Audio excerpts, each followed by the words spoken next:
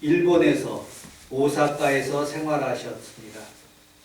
그곳에서 설탕 장사를 하셨는데 상당히 많은 돈을 벌으셨습니다.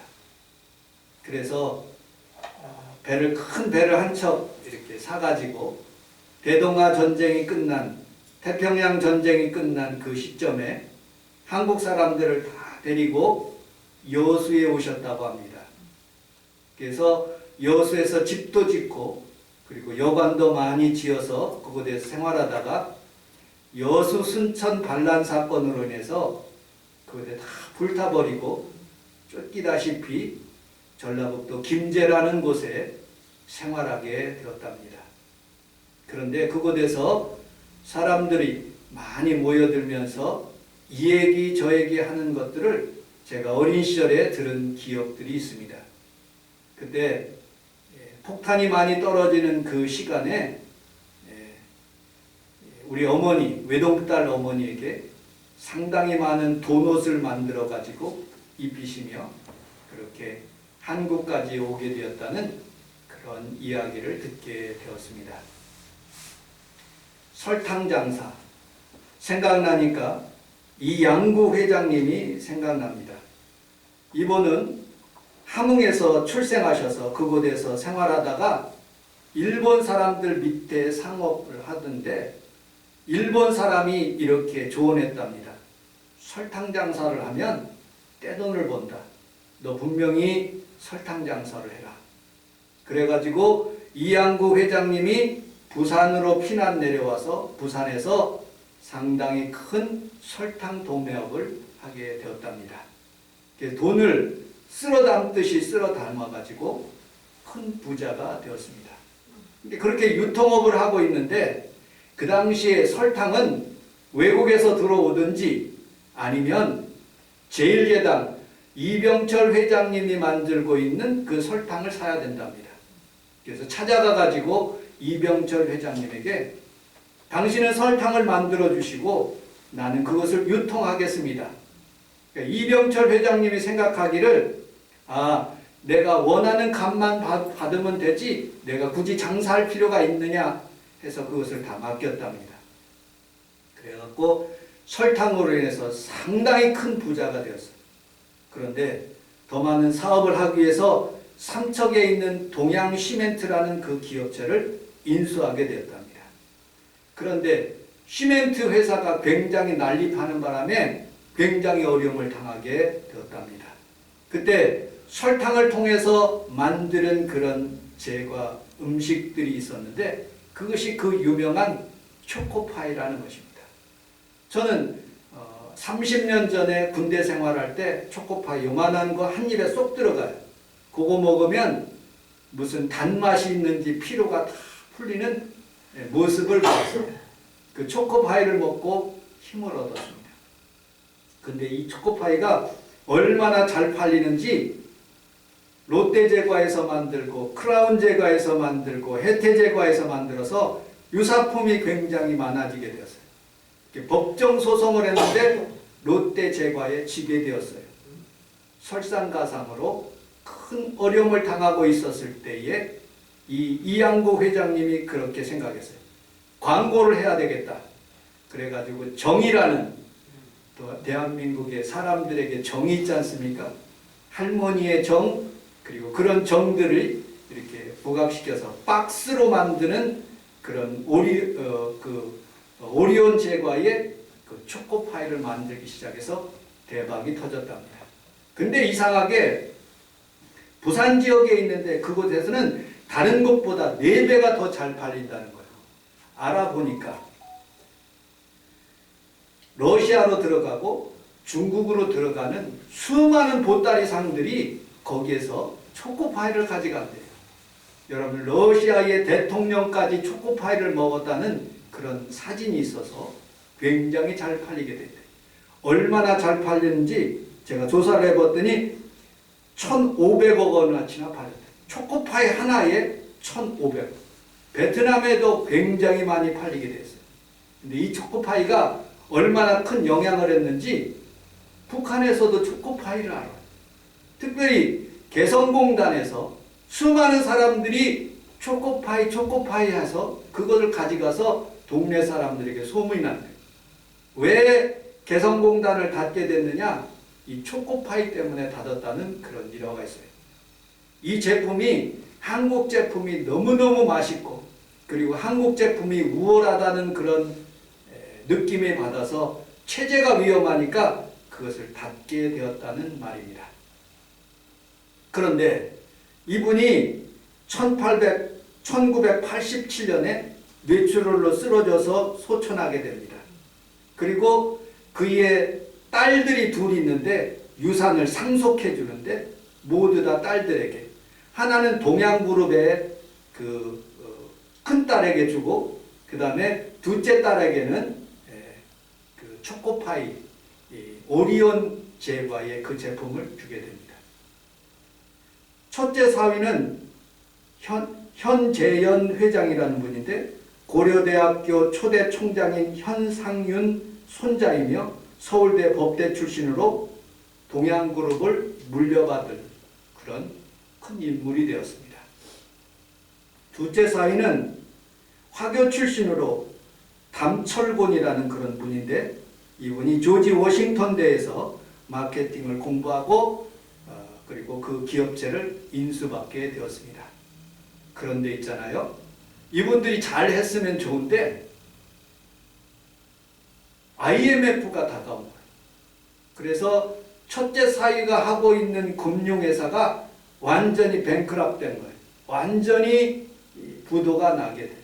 그래서 4만 명이나 되는 그런 개미 투자들에게 심각한 손해를 끼쳤다고 해서 그는 7년 동안 장기 보육해서 작년 2021년 1월 달에 만기 출소를 합니다. 70세 넘은 그분이. 둘째 사위한테 찾아가 가지고 제발 부탁인데 우리 좀 도와달라고 그래도 이런지에 동양제과가 얼마나 크고 오리온 제과가 얼마나 큰지 얼마나 많은 수입이 있는지 돕지를 않는 거예요. 그런데 이 담철건 회장은 둘째 사위는 226억 그리고 또 유통하여 74억을 사치품으로 사들이고 수많은 그런 횡령을 함으로써 그도 집행유예를 당하는 모습을 보게 됩니다. 수많은 유산들, 수많은 좋은 것들을 물려줬는데 그것을 잘 사용하지 못하고 그 가치를 알지 못하는 사람들이 있는 모습을 보면서 제가 설교를 하게 되었습니다. 여러분들, 우리 하나님은 동양제과의 하나님보다 더 크신 하나님이고 여러분들에게 수많은 유산들을 오늘 이 시간에 여러분들 베풀어 주시는 것을 알고 그것을 통해서 여러분들이 귀한 가치를 알고 하나님 앞에 귀하게 쓰임받는 귀한 성도들이 다 되시기를 주님의 이름으로 축복합니다. 첫째로 우리 17절을 같이 한번 읽어보도록 하겠습니다. 17절 시작. 자녀이면 또한 상속자 곧 하나님의 상속자요 그리스도와 함께한 상속자니 우리가 그와 함께 영광을 받기 위하여 고난도 함께 나갈 것입니다. 첫째로 우리 함께 따라서 하겠습니다. 나는 하나님의 상속자입니다. 나는 하나님의 상속자입니다. 요한복음 1장 12절에 보면 영접하는 자 곧 그 이름을 믿는 자에게 하나님의 자녀되는 권세를 주셨으니 이는 혈통으로나 육정으로나 사람의 뜻으로 나지 아니하고 오직 하나님으로부터 난 자이니라고 말씀합니다. 영접하기만 하면 하나님의 자녀가 된다는 거예요. 불교에서는 노력하고 여러 가지 자기 선행이 필요하지만 기독교에서는 그게 아니에요. 영접하고 믿기만 하면 되는 거예요. 갈라디아서 3장 26절에는 너희가 다 믿음으로 말미암아 그리스도 안에서 하나님의 아들이 되었으니 라고 말씀하고 있어요. 에베소서 2장에 보면 여러분들은 원래 진노의 자식이라고 표현하고 있어요. 그런데 로마서 8장 15절에 보면 여러분들이 예수님을 믿는 그 순간에 아바 아버지로 하나님을 부를 수 있다고 말씀하고 있어요. 저는 이런 권사님의 자녀를 봤어요. 딸이 남편을 같이 살고 있는데 남편이 죽어버린 거예요. 사고로. 그러다가 딸을 열심히 키우다가 하나님 은혜 가운데 좋은 사위를 만났어요. 그리고 결혼하게 되었어요. 그런데 그 딸이 피도 안 받은 그런 아버지를 얼마나 좋아하는지 그 아버지를 사랑해요. 그리고 그 아버지의 성을 받아서 이름도 성도 바꿔요. 그리고 그 아버지를 아버지로 부르는 거예요. 아, 그렇구나. 나는 진노의 자식이었지만 예수 그리스도의 은혜와 은총으로 내가 그분을 믿고 의지하기만 하면 하나님의 자녀가 되는구나 하는 것을 느끼게 되었어요. 여러분, 고린도후서 1장 22절에 그가 또한 우리에게 인치시고 보증으로 우리의 마음에 성령을 주셨다고 말씀하고 있어요. 고장으로 쾅 찍어 주셨다는 거예요. 여러분들은 다 하나님의 자녀요 하나님의 상속자인 것을 믿으시기를 주님의 이름으로 축복합니다. 두 번째, 우리 17절을 다시 한번 읽어보도록 하겠습니다. 17절 시작. 하나님의 모사여 그리스도와 함께 하니 우리가 그와 함께 영광을 받기하여 고난도 함께 받아야. 아멘. 우리 함께 따라하겠습니다. 그분의 영광을 받고 있습니다. 그분의 영광을 받고 있습니다. 그와 함께 영광을 받았다고 성경은 말하고 있어요. 상속자라는 뜻은 상속인으로부터 자신의 권리, 그리고 또 땅, 지위, 돈, 모든 것을 물려받는 그런 사람을 의미하고 있어요. 제가 엊그저께 조선일보를 보니까 50 넘은 분이 갑자기 배에서 죽은 거예요. 그런데 그 선박회사에서 3억 원의 그 합의금을 이렇게 주게 되었어요. 그런데 54년 동안 한 번도 나타나지 않는 그 어머니가 3억 원의 보증금을 받기 위해서 찾아온 거예요. 그래서 그 누나가 억울하다는 모습으로 그 신문사에 자기 억울함을 그렇게 표현하는 그런 모습을 봤습니다. 우리나라에서 가장 상속을 많이 받은 사람은 이재용 씨. 이건희 회장의 유산이 26조래요. 그의 자녀들에게 그 유산을 받기 위해서는 상속세를 내야 되는데 12조 원. 여러분, 말이 12조 원이지 얼마나 많은 1조 원도 1억도 못 가지는 사람들도 있는데 12조 원을 그것을 내야 된다는 그런 말을 들었습니다.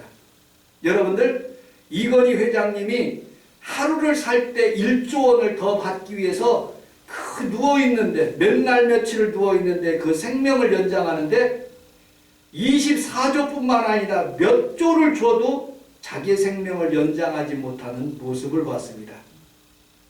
제가 순복음 인천교회 부교육자 생활을 하고 있었을 때 세브란스 병원에 질병으로 고생하면서 암으로 투병하는 성도를 신방하게 되었어요. 그분은 상당히 부자예요. 인천에서 상당히 부자예요. 그런데 세브란스 병원에 가보니까 거의 죽다시피 바짝 말라있더라고요. 그러면서 저에게 그렇게 얘기해요. 목사님, 제가 이렇게 중환자실에 있는데 하루에 1,000만 원씩 들어간대요. 그런데 내가 1억을 더 주고라도 내 생명을 연장하고 싶은데 그러지를 못하고 있으니 기도해 주세요 라고 한 그런 기억이 있습니다. 사람은 여러분 살아가면서 수많은 건강을 원하고 또 물질의 축복을 받기를 원하고 수많은 것들을 요구하는 그런 모습을 보았습니다. 그런데 그것을 주시는 분이 누구냐? 우리 하나님인 거예요. 여러분들에게 그런 상속을 내리시고 축복을 내리신다는 것을 믿으시기를 주님의 이름으로 축복합니다. 이 설교를 준비하면서 꿈을 꾸게 되었어요. 하나님이 나에게 어떤 상속을 주셨느냐. 그런데 꿈속에 이런 꿈이에요. 목성과 토성이 있는데 보이저 항공기가 그 우주선 그 항공기가 그 속으로 들어가는 그런 꿈을 꿨어요. 그런데 그 속에 들어가는데 너무 컴컴해요. 그러면서 그 속으로 들어가는 그런 과정 속에서 수많은 지옥 가는 사람들이 그 컴컴한 목성이나 토성으로, 이건 제 꿈이에요. 성경에 있는 건 아니에요. 사람들이 다 지옥으로 가듯이 그 어두운 컴컴한 곳으로 다 들어가는 거예요. 그런데 예수 믿는 사람은, 주님을 구주로 고백하는 사람들은, 나와 여러분들은 이 아름다운 지구에서 새로 새 예루살렘이 만들어져 가지고 환하게 사는 그런 모습을 봤어요. 그냥 꿈이에요, 그냥. 그렇다는 거예요. 그런데 성경은 요한계시록에 그렇게 말씀하고 있어요. 여러분, 그것을 우리에게 축복으로 주신 거예요. 하나님은 어떤 영광을 우리에게 주셨느냐? 저는 두 가지로 얘기할 수 있어요. 첫째로 여러분들에게 죄 사하는 권세를 주셨어요. 아멘. 로마서 8장 1절에 보면 우리 하나님 예수 그리스도 안에 있으면 결코 정죄함이 없느니라고 말씀합니다. 아멘. 나는 의인이다. 할렐루야. 여러분들, 의인이 지옥 가지 않는 거예요. 하나님 앞에, 예수님 앞에 있으면 나는 의인이라는 거예요. 두 번째, 예수 그리스도의 부활의 사건, 그것이 축복인 거예요. 왜 예수님께서 40일 동안 사시면서 많은 사람들에게 보였을까요? 너희들도 그렇게 부활한다는 거예요. 500여 문도에게 보이셨어요. 왜? 여러분들도 그렇게 나처럼 부활한다고 말씀하시기 위해서 그렇게 하신 거예요. 사람들은 살아가면서 그런 예화가 있더라고요. 15분이라는 연극이라는 예화가 있더라고요. 이 젊은이가 소원하는 게 세 가지. 박사학위를 받는 것, 그리고 또 취직하는 것, 그리고 유산으로 받는 것, 그리고 예쁜 여자를, 아내를 만나는 것. 그런데 너무 아파서 병원에 갔어요, 이 젊은이가. 근데 의사가 당신은 15분밖에 못 산대. 금방 죽을 거래. 근데 문자가 와서 따르릉 하면서 애인 될 사람이 결혼 승낙을 받는 것. 두 번째, 자기 아버지로부터 수천억의 유산을 받는 것. 그리고 또 마지막으로 유명한 대학교에서 박사학위를 받았다고 인증받는 것. 그게 한꺼번에 온 거예요. 그게 무슨 소용이 있겠습니까? 여러분들 누가복음 15장에 보면 어리석은 부자가 있어요. 수많은 것들을 다 예비하고 내가 이것들을 하겠다 그러니까 우리 하나님께서 이 어리석은 자야, 네 생명이 오늘 밤 취하리니 그거 예비한 것이 네 것이 되겠느냐라고 말씀하고 있어요. 여러분, 하나님을 의지하는 것, 하나님 앞에 귀한 상속을 받고 부활의 축복을 받고 죄사함의 축복을 받는 것이 축복인 것을 여러분들 믿으시기를 주님의 이름으로 축복합니다. 세 번째, 17절을 다시 한번 읽어보도록 하겠습니다. 17절 시작. 자녀는 또한 상속자고 하나님의 상속자요 그리스도와 함께 상속자니 우리가 그와 함께 영광을 받게 하여 고난도 함께 받아야 것이니라. 아멘. 우리 함께 따라서 하겠습니다. 고난도 함께 받읍시다. 고난도 함께 받읍시다. 다시 한번요. 고난도 함께 받읍시다. 고난도 함께 받읍시다. 여러분들, 사업하시는 큰 기업체 회장님들이 늙어도 자기 조강지처를 사랑해요. 자기 자녀를 사랑해요. 왜냐? 어려울 때 함께 했기 때문에. 여러분들, 큰 기업체를 잃은 사람들이 그 어려운 시절부터 같이 왔던 그런 직원들에게 큰 지분을 줘요. 삼성의 인터넷에 보니까 삼성에 있는 그 직원 같이 있었던 그 1조 원이 된대요, 재산이. 얼마나 많이 이렇게 삼성에서 줬는지. 여러분들, 왜 그렇게 줍니까? 그들이 함께 고난을 받았기 때문에 그래요. 예수 믿는 것 그렇게 쉬운 것이 아니에요. 우리 주님께서 이렇게 말씀하고 있습니다. 요한복음 15장 18절로 20절에 있는 말씀을 같이 한번, 없어요? 제가 읽어드리도록 하겠습니다. 세상이 너희를 미워하면 너희보다 먼저 나를 미워할 줄을 알라. 너희가 세상에 속하였으면 세상이 자기의 것을 사랑하는, 너희가 세상에 속한 것이 아니요 도리어 내가 너희를 세상에 택한 것이니 때문에 너희를 미워하느니라. 내가 너희에게 종의 주인보다 더 크지 못한다 한 말을 기억하라. 나를 핍박하였은즉 너희도 핍박할 것이요 내 말을 지킨은즉 너희 말도 지키리라 라고 말씀하고 있어요. 여러분들, 예수님이 핍박 당했으니까 여러분들도 핍박 당할 수가 있다는 거예요.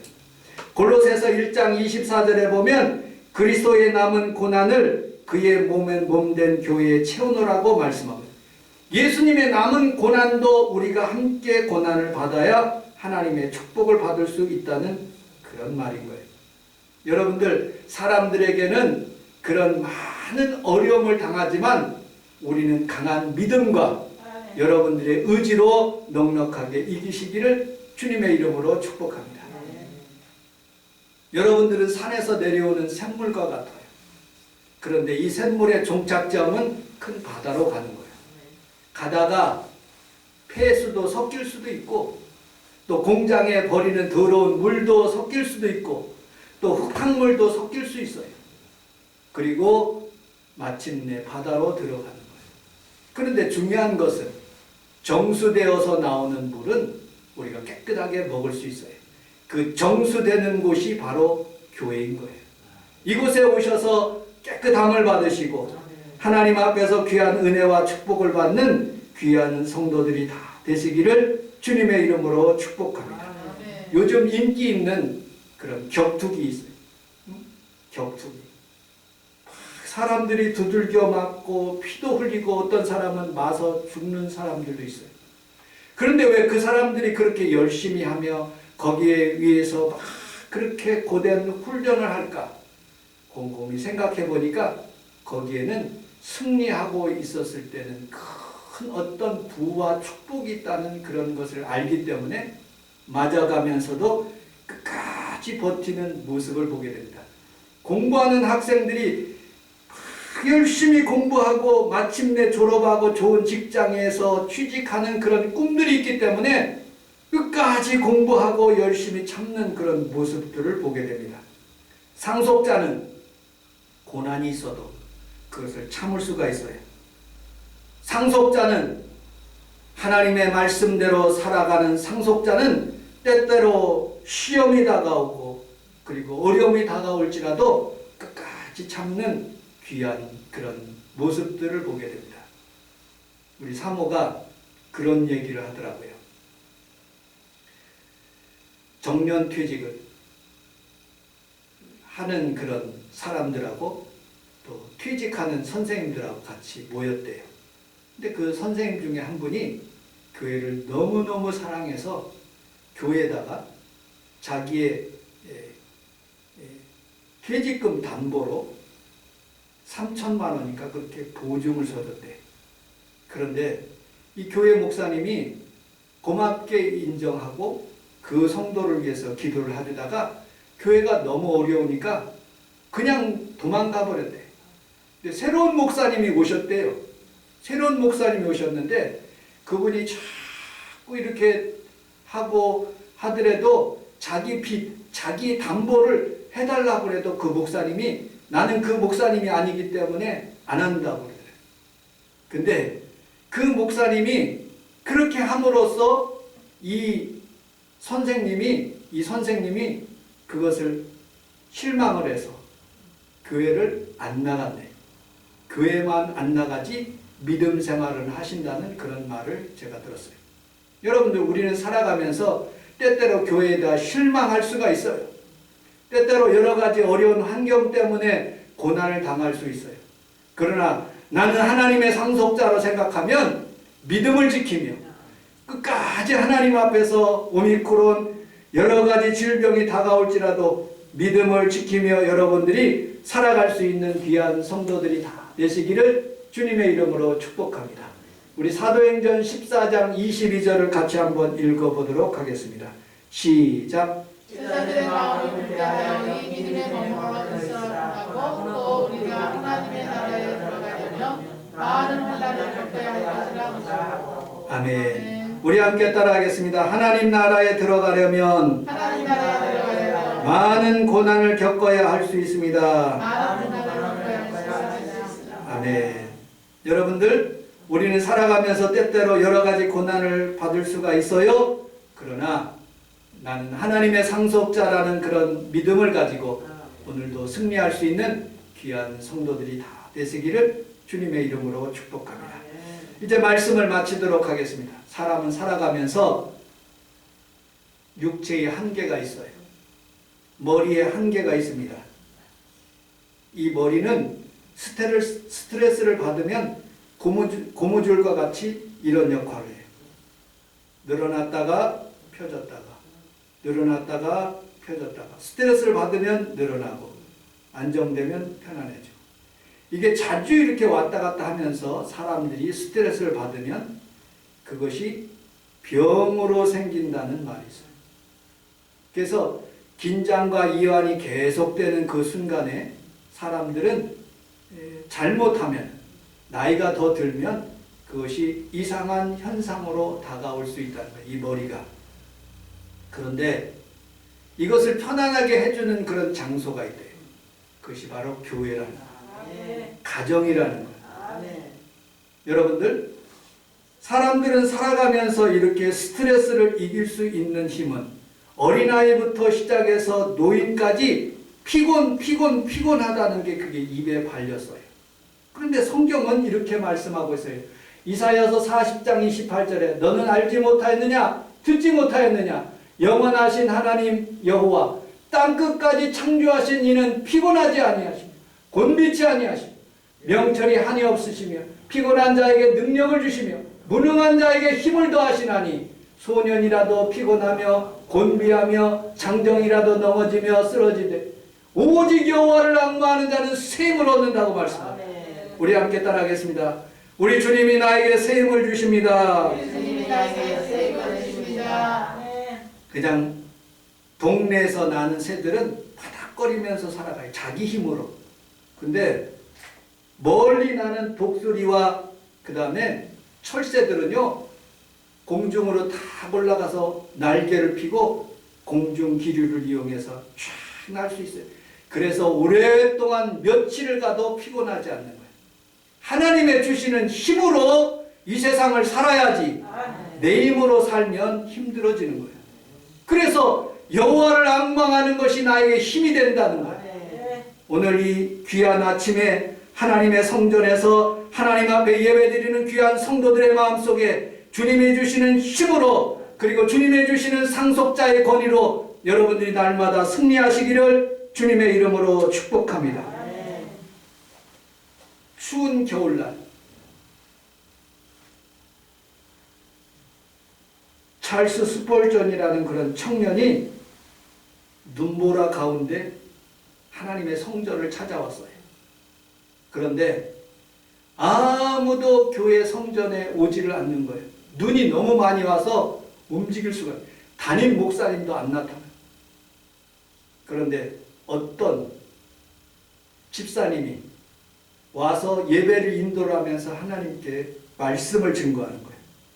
무슨 말씀을 증거하느냐? 이사야서 45장 22절에 땅의 모든 끝이요 내게 돌이켜 구원을 받으리라. 그리고 하나님을 보라 라고 말씀하는 설교 제목은 뭐냐? 예수를 바라보자 라는 그런 설교라는 거예요. 설교 끝부분에 청년을 지명하는 거예요. 슈펄전 당신은 예수 바라보며 살아라 하고 그렇게 명령하는 거예요. 그때 그의 눈이 떠지기 시작하고 안개가 걷히고 어둠이 물러가고 순식간에 마음이 높이 붕뜨는 것 같은 그런 것들을 느끼게 되었다고 그는 간증합니다. 그 뒤로부터 하나님을 앙마하면서 위대한 설교자의 꿈을 꾸게 되었다. 그리고 세계를 다니면서 모든 민족 가운데 주의 복음을 편만하게 증거할 수 있도록 그렇게 하나님께서 허락하셨다는 거예요. 여러분들, 오늘도 우리 하나님은 지금 이 자리에 살아계시는 거예요. 오미크론이 10,000명, 20,000명, 100,000명이 돼도 상관없어요. 하나님의 날개 아래에 있으면, 하나님의 보호하심에 있으면 오늘도 여러분들 세상을 넉넉하게 이기고 승리할 거에 되시는 것을 믿으시기를 주님의 이름으로 축복합니다. 기도하겠습니다. 하나님 아버지 고맙습니다. 우리 주님께서 우리에게